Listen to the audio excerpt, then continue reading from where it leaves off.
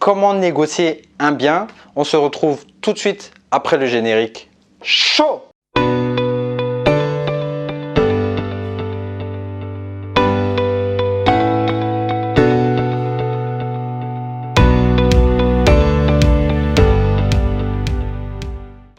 Avant de négocier, tu dois d'abord bien faire attention au bien et à l'annonce.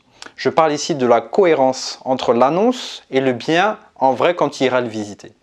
Vérifie par exemple les mètres, les dimensions.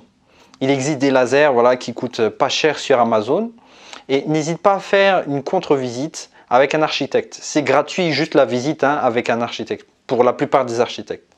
Fais attention par exemple si on t'annonce un bien divisible car il a 200 mètres carrés en Wallonie, mais en vrai il fait 195 mètres carrés quand tu fais la visite ou la contre-visite. Tu vas avoir un refus de la commune pour faire tes transformations. N'hésite pas à sonner le service urbanisme pour connaître l'affectation urbanistique du bien. Si la cohérence avec l'annonce n'est pas bonne, cela te donnera une force de négociation. Vérifie également la situation et ce qu'il y a à proximité. S'il y a une nuisance, si par exemple tu es à côté d'une voie ferrée, le train passe à côté du ring où beaucoup de véhicules passent, si le quartier est chaud, bruyant, s'il est sale, s'il est dangereux, ça peut être une bonne idée d'y acheter sur le long terme et cela peut être un bon argument de négociation. Renseigne-toi sur le prix du marché et n'hésite pas à en parler au vendeur. Tu dis par exemple, voilà, j'ai visité une maison à côté similaire à la vôtre qui vaut 20 000 € moins cher par exemple.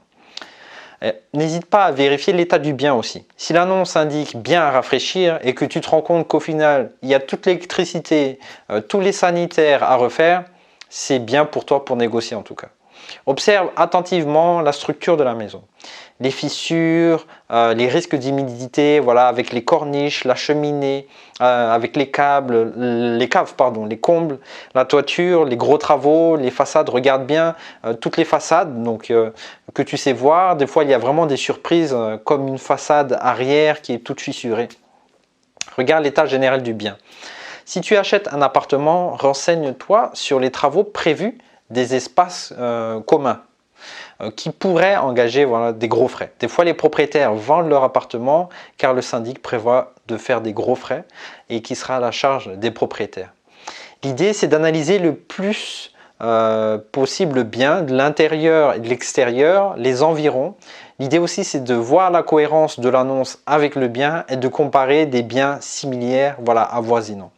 Tous ces éléments seront tes arguments de négociation parce que tu négocies. Quand tu négocies, tu justifies pourquoi tu veux que les prix baissent. Si tu passes par un agent immobilier, demande-lui s'il est indépendant. Cela te permettra de savoir s'il est motivé pour vendre ton bien, car un indépendant gagne sur la vente et fera le nécessaire pour t'aider, tandis qu'un employé est payé la même chose tous les mois, peu importe ses ventes. Attention, cela ne veut pas dire que tous les indépendants sont chauds et que les employés ne sont pas chauds, loin de là. Mais cela te permettra, en le rencontrant physiquement, de savoir s'il est motivé, qu'il soit indépendant ou employé, ça n'a pas d'importance. Voilà, j'espère que cette vidéo t'a plu. N'hésite pas à mettre un petit commentaire, me dire d'autres thématiques ou d'autres points que tu voudrais que j'approfondisse. N'hésite pas à liker la vidéo si tu as aimé la vidéo.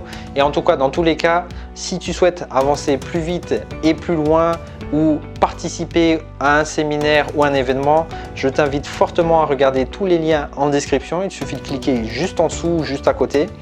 Et dans tous les cas, c'était Maëri et je te dis chaud patate maintenant pour investir.